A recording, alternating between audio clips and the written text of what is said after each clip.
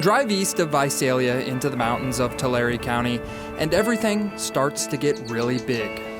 For example, this is Mount Whitney, the tallest peak in California. And this is Marl Rock, a land-consuming granite dome. And this is the Giant Forest, home to 5 of the world's largest trees. To give you guys a little perspective, these tree trunks get up to about 40 feet wide, and the tree gets about 300 feet tall. That's big, if you can't tell. This is Sequoia in Kings Canyon National Park. It's so big and so rugged that you can't even drive most of it. 95% of the park is designated wilderness, and giant trees dominate the landscape. The trees here are so big that sometimes it's easier to drive through them than around them. We're looking at thousands of years old when we look at these trees right here. These are Sequoia trees, not to be confused with the California redwood. So behind us we have the sequoias.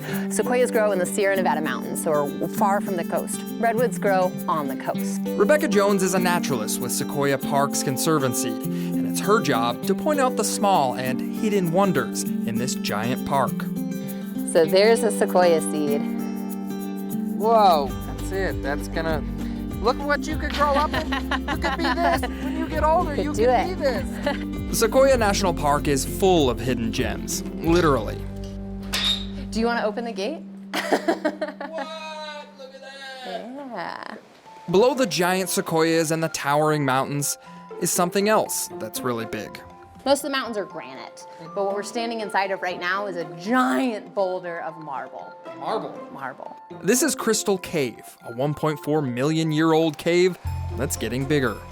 What I have down here is the river that's actually carving out Crystal Cave. So you can see that trench that it's made and that marble rock that's polished underneath it. And that's carving out our cave about 1 inch every 500 years. Caves are pretty common in the park. There's some 270 different caves, but Crystal Cave is distinctively unique because of a very sparkly mineral. And they form as the water that drips through the ceiling. It collects a mineral called calcite, and then as it cascades over the surface, it's gonna put that calcite on a layer. With crystals just coating the cave floor, you think that there'd be a lot of crystal theft, but you'd be wrong. Calcite is the primary component of like cement. Oh. Yeah, so it's a pretty common mineral. Crystal Cave is 3.4 miles long, and it's filled with fragile stalactites and stalagmites. The minerals that make up the cave features are not rare, but that's a good thing for both the cave and the giant sequoias above.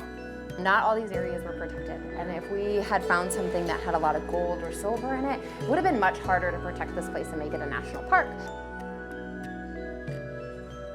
Everything in Sequoia National Park is big, and as long as humans continue to make small impacts, this place will only get bigger. From the giant trees of Sequoia National Park, I'm John Bartell. Hope to see you on the back road.